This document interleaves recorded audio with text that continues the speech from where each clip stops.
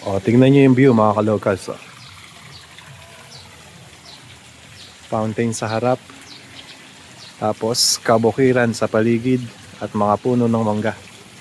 Kaya naman napaka-presko. Talagang nasa gitna talaga siya ng kabukiran mga kalocals.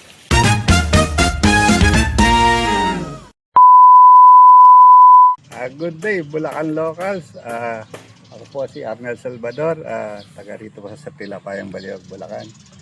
Itong istorya ng bahay na to ay galing sa bayan ng Baliwag, sa San Jose, Baliwag, na kung saan ay pag-aari ng mga Eugenio de Borja, na kung saan ay naging kusyal ng bahay yan ng may-ari nito. Konsehal po na Ng bayan ng Baliwag. Isa, si Mr. Tony de Borja. De Borja. Tony de Borja. Sila po ang may-ari nito. Yung original po na may-ari. Original na may-ari. Nung ma-acquire po namin yan ng 2023, kaya namin nailipat dito. Okay po. Tapos lang po nito na i-blessing namin ng December 23. Kaya ngayon lang po natapos ang kabuuan. Ngayon po, ang may-ari po ay Ang may-ari na ngayon ito si Domingo Robles. Robles na po. Ah. Okay. May idea po kayo sir kung anong taon po yung original na bahay na itinayo? Ayon sa mga apo nung aming pinagbilan nito, nung may nakita kami mga dokumento at saka kwento nila, parang 1921. 1921. Pero nung yung isang apo na naging guest namin dito ng blessing to ay sinabi na parang 1935 naman. 1935. So, doon kami nagbase ngayon doon sa mga sulat ng mga nagliligawan pa lang yung mga anak. Okay po. Kasi nandun lahat, nakita namin lahat yung mga sulat na yun eh. Mamaya papakita ko sa inyo yung mga love letter na Sige po, sige po. Puro Aselio 1921, 1935. Okay. Naitabi namin yun nung binaklas namin. Yung bahay po. Yun. So, kaya yung idea namin, nasa almost 100 years na rin ang kahoy na to. Opo. Ito ay kabuuan ng Nara, Yakal. Halos itong mga purong Yakal to, yung dingding na yan. Tapos ang poste niya purong Yakal. Tapos ang sahig niya puro Nara. Talagang gawa po sa mga matitibay na kahoy. Oo, nung araw naman talaga pagka ang Pasok tayo mga kalungkas. nung araw, Pagubad po ako ng ano. hindi, pero magkinalas ka na lang. Yan. Ito po Nara yan. Yan, Nara yan. Solid Nara rin yung mga hagdan yan. Ang ganda ng hagdanan mga kalungkas. Oo, ayan. Noong araw kasi, ito may division sila. Isang kwarto pa yan. Tapos diretso kusina. Kwarto po ito nung Nung nasa Baliwag pa. Nasa Baliwag to. Nung kinuha namin Nasa San Jose. Oo. Ito lang ang pinakasalat. Ito, entrada. Pero yan, original na kwarto pa rin to nung araw. Ang ganda mga kalungkas. Ito pa rin original na kwarto nung araw. So, ay, nakalang pala sa likod. Nai-ayos namin na ganito. Kaganda pa rin, naibalik namin yung dating anyo. Ang inalis lang namin isang division para maging maluwag. Lumuwag po yung sala, no? Just in case na may mamasyal at gusto mag-ano dito, maluwag na magagamit nila. Yung materialis po sir nung bahay is 100% pa rin po na original. Original yan. Wala kaming inano dyan. Ang ginawa lang namin, pinakinis na lang namin ito. Nilitaw namin original niya. Yung Dati original. nakapintura na kasi siya. Okay po. Ngayon, pinahasaan lang namin siya, nilitaw namin original niya. Para lumabas pa yung original na kulay. Yan. Ito, solid na, Yakal. Ito, solid din. Puro, wala kaming inano rito, pinalitan na ano. Bali, anong nangyari, kapalit lang ito yung kisame dahil sa tagal na nung plywood niya nung araw pa yun ang nasira. So ngayon, pinalitan namin, panel na lang siya. Panel na po siya. Yun lang naging iba. Pero yung yero nito, yung mga bakal nito na nakakabit, yun pa rin siya. Panahon pa rin ng unang tinayo ito. Kung ano po siya nung itinayo. Ayun, ganun pa rin siya. Ayan.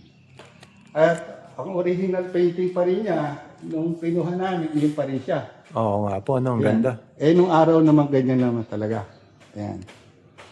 At hindi niyo mapapansin, yung araw Ganda, kasi mga wala pang kalocals. kuryente. Yung mga bintana, mga lagusan pa rin. Opo. Yung ilalim na ganyan. Pag binuksan mo yan, para ka nang nasa electric fan. Oo nga po, preskong presko. Fresco. Ganun din yan. Kamukha rin sa kabila. Lagusan din yun. Nabubuksan dito. Pati yung mga kwarto, ganun din. Kasi nga, wala pang kuryente nung araw. Ang dinisenyo ng mga alwaki, pinabubuksan lahat ng mga ano ko. Ayan. Ayun. Ayan. Ventanilla po, ano? Oo. Sa kwarto, ganun din. Sa kwarto, ganun Ayan. din. Kaya mahangin siya. Presko. Fresco. Design ng mga... Tapos nasa bukid pa sila, mga ka-locals. Ang ganda ng ano, table settings nila. Ito po, original pa rin to na kusina niya nila nung araw. Ang ganda ng pagkakaano nila. Kaya original na kusina po nung araw nila. So, ang changes lang namin dito, yung dito sa siding niya, so siguro sa tagal, pinata na namin. Balat Pinalitan lang na po. poste ng Meralco. Yung pong mga cabinet is Yan pa original rin pa rin. Yan pa Okay. rin yan. Nung makuha namin, nandun siya. Ayan. Yan, ito pa rin siya. Kaya makita mo yung isang ano rito, original pa rin na gamit nila nung makuha namin. Meron silang ano, Last Supper. Ang galing, ang laki ng bahay, mga locals.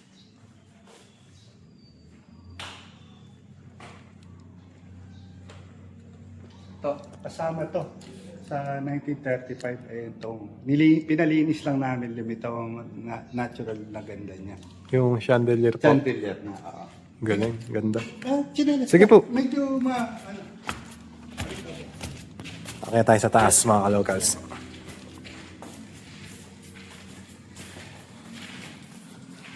ito, solid na yung niya. Oo, solid na solid. So, yung araw talaga ito, kwarto, tapos isa, dalawa, tatlo, apat na kwarto dito. So, inalisa namin yung isa kwarto, ginawa na lang namin foundation. Para pagpunta mo rito naman sa ano. May sarili kasi siya eh. So, isa na lang ang master bedroom, yun na lang. Dating kwarto rito. Kwarto rin po siya dati. Bali, 4 siya. Oo. Tignan nyo naman yung view, mga ka-locals. Oh. Grabe, ang ganda, ang presko. Maaliwalas. Ito mismo sa hangganan mismo ng Tilapango at saka na San Jose Baliwag. San Jose, San Luis, Pampanga. Hangganan na hangganan to. Ito na po yung pinaka-boundary. Boundary to. Actually, apat na bahay niya nag-uumit yan. Ito ang pinaka-master bedroom nila. Ito yung master bedroom, mga ka-locals. Yung mga ambassador's chair.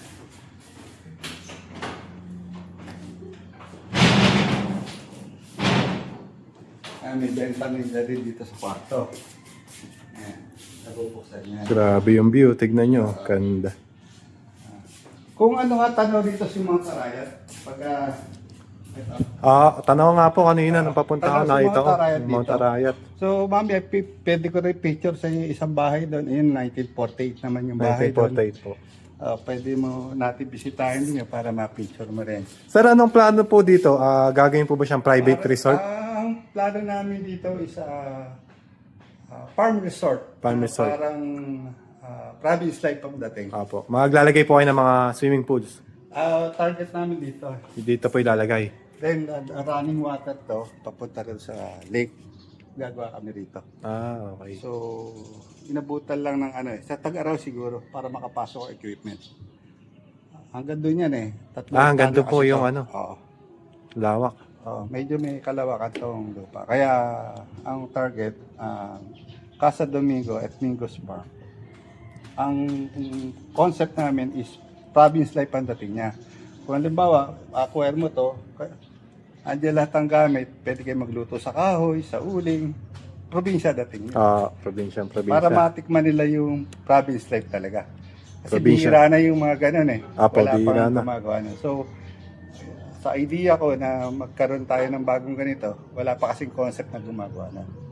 So, kumbaga sa kuwan eh. At saka yung paligid po, probinsya talaga. Yeah. Yung mga At puno dito na naman, mangga. hindi ka maselan, may kangkong, meron kang tanim lang na mga gulay-gulay. Eh, nung pagbisita mo, medyo naubos lang yung tanim naming gulay ngayon. Pero kundi puno ng gulay pa rin yan. Apo. Kaya pupunoy pa rin namin ng may mga gulay para ang concept na province life. Sila na mag-harvest. And may mga isda naman Sila na po yung mga dyan. pipitas. Oo, may mga tilapia dyan. Ah, yun, may mga tilapia pala dyan. So ito, yung open mo lang dito, lagusan dito sa kabila kwarto.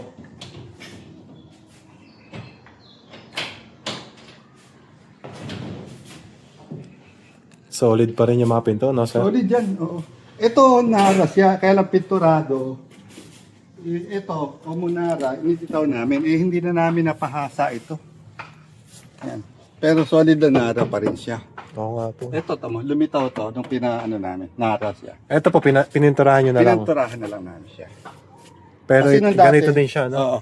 Nung dati, may pintura na siya. Eh, nung mapansin namin, nung pinabisita namin siya, eh, nara po eh. Kasi pinagtaw namin, parang nandun sa harap din doon.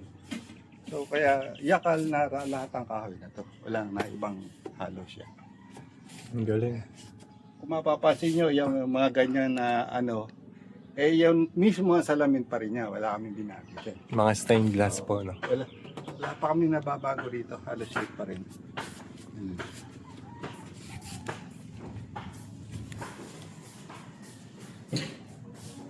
Kaya, eh, yung sign ng pangalan nila eh. M.E. ME, Eugenio. Eugenio. Mga mayayaman sa balingog nung araw. ME, Eugenio yung E. Yung M po kaya, anong ibig sabihin? Parang pangalan nung ano. Pangalan nung... First name. Tapos yung Eugenio. Kaya ang ano nila, Eugenio talaga. Yun Kaya nauwi sa... Kaya napunta naman sa Deborah. Kung yung Eugenio yung babae, napangasawa ng Deborah, kaya nauwi sa Deborah naman ang huli.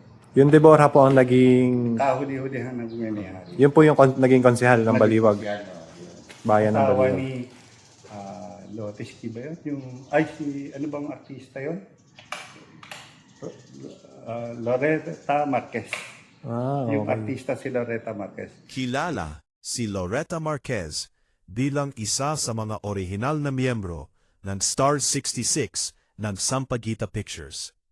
Sa kabila ng kanyang kasikatan bilang bida sa mga dramang pampelikula, nanatiling pribado ang detalye ng kanyang personal na buhay hanggang sa kanyang pagpanaw noong 1996. So meron nga siyang souvenir na naiwan sa amin, pero inuwi pa rin namin. 1945 yung kanilang tinatag na samahan. Papakita ko rin sa nasa kabilang ano lang yung picture. Sige po. Yan. Ito yung kwarto. Ito yung kwarto nila nung araw. Yan. Eh, puro may ventanilla dito. May ventanilla. Bubuksan mo lang. Kasi nga nung araw wala pang aircon, di ba? Apo. Eh, minodern na namin. Nilagyan namin ng aircon just in case nga na matutuloy yung target natin na maging farm resort. Pwede silang naka-aircon, pwede silang naka-aircon.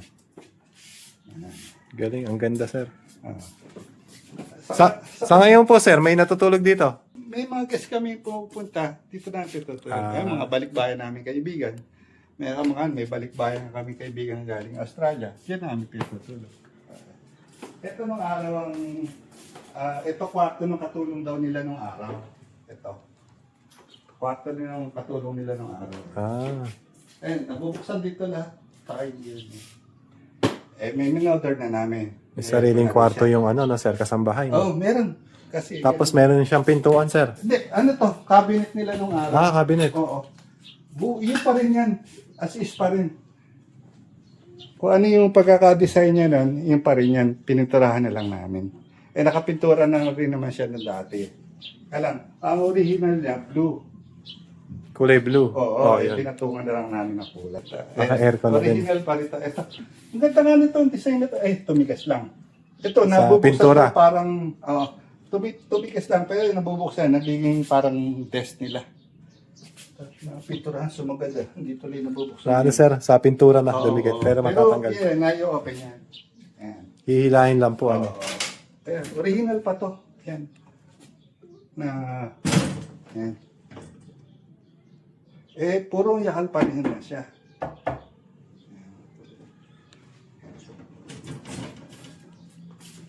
Ang ganda.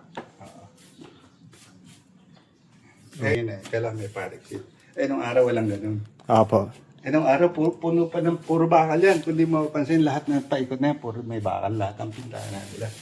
Ayun sir, no, may mga emblem, may ano nga, no, yung initials. Yan ang ME. ME, yan. So hindi rin naman namin inalis yan. Eugenio. Sabi nung nakipag-usap sa kumpare ko yung isang apo na doktor, biling ng babakasyon nila 2 weeks dito sa Pilipinas, dito raw tutuloy. Ayun. Para matiran uli nila yung kanilang dating Dating bahay. Nasa Amerika na sila. Ito yung CR nila. Yung CR nila, medyo may order na namin. Hindi na Sir, modern na. hindi na binalik yung dating may order na namin. Dati, tiles na mga matatandang tiles yung nakalagay. Ngayon, iniba na lang namin. Dito lang sir, presko. May Lakas ng bakal hangin, no? dyan. Hindi na namin kinabit yung bakal just in case para maging naman. Ang lakas ng hangin. Oo.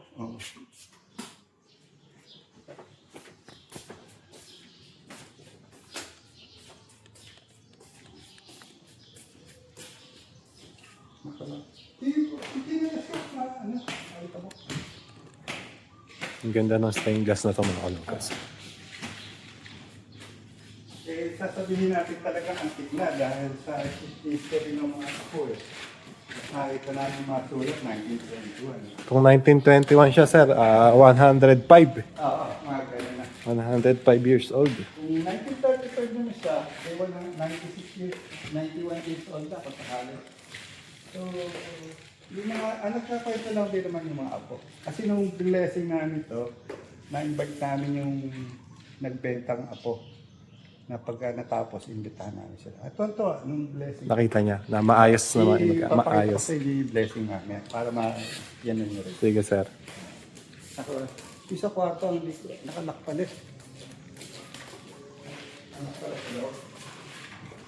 Ay, ito. Ayun na, bukas.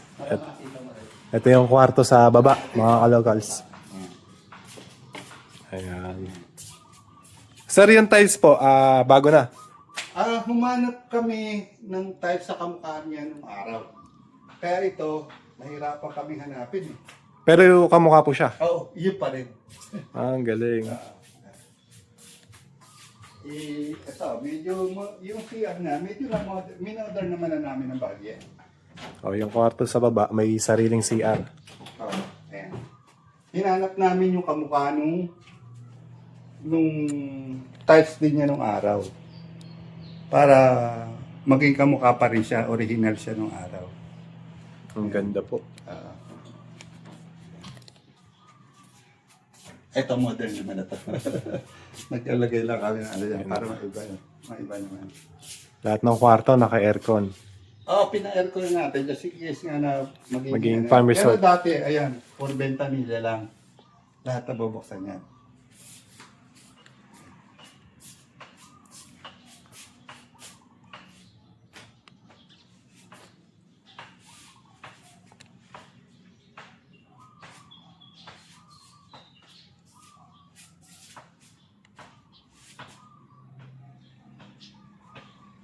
Pwede mo i-picture sa kay YouTube. Ang ganda ng view dito mga kalocals. Oo.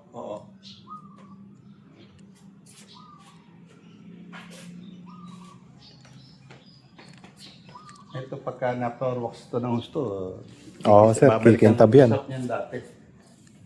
Nung binaklas namin, sobra stop almost 1 year kumain.